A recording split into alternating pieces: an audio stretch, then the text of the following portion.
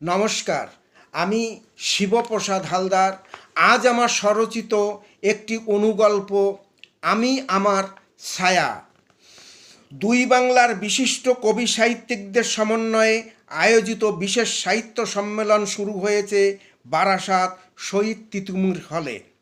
ঘোষকের ঘোষণায় হলের বাইরে অপেক্ষমান আমন্ত্রিত ব্যক্তিরা সবাই ভিতরে গিয়ে আসন গ্রহণ করায় অডিটোরিয়াম পূর্ণ হয়ে উঠল।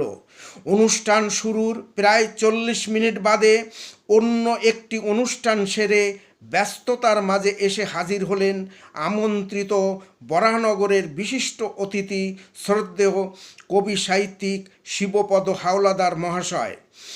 উদ্যোক্তারা স্বাগত জানিয়ে মঞ্চে নিয়ে গেলেন।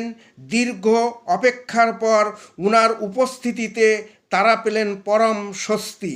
অবশেষে সঞ্চালক অনুরোধ জানালে তিনি স্বল্প কথায় সংক্ষিপ্ত বক্তব্য পেশ করে আবৃত্তি করলেন স্বরচিত কবিতা।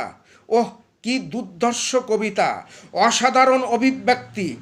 উপস্থিত সকলেই মুগ্ধ, সবাই আপ্লুত।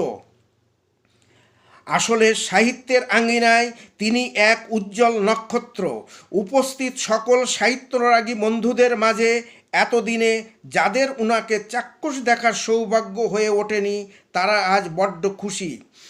সম্বর্ধনা প্রদানের পর মঞ্চ থেকে নামবার মুখে অনেক সাহিত্যরাগী বন্ধু উনার ব্যক্তিগত জীবনের স্মরণীয় স্মৃতি সম্পর্কে জানতে চাইলে অত্যন্ত বিনয়ের সাথে ব্যক্ত করলেন, বন্ধুগণ, আপনারা আমাকে যতই প্রশ্নই করুন না কেন, আমার সাহিত্য জীবন সম্পর্কে সব সময় পাবেন একই উত্তর। আমি জীবনে কখনো অন্যায়ের কাছে মাথা নত করতে শিখিনি। আমার সাহিত্য জীবনে সঞ্চিত হয়েছে অনেক তিক্ত অভিজ্ঞতা। দেখেছি অনেক সাহিত্যের কাঁকড়া, তবুও পক্ষপাতিত্বে দ্বিচারিতায় কোনো দিনেও অপ্রিয় হলেও সত্য কথা বলতে হইনি পরাস্ত। বর্তমান সমাজ ব্যবস্থায় বিষবাষ্পের বাতাবরণে আমি রয়েছি অভুন্ন। রংমাখা বর্ণচোরা অভিনয়ে আমি জন্ম থেকেই কখনো অভ্যস্ত হতে পারিনি।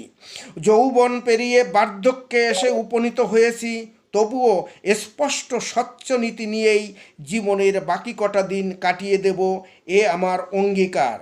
পাশ থেকে সঞ্চালক অস্পষ্ট কণ্ঠে বললেও মাইক্রোফোনের আকর্ষণে তা সমগ্র হলে স্পষ্ট হয়ে উঠল।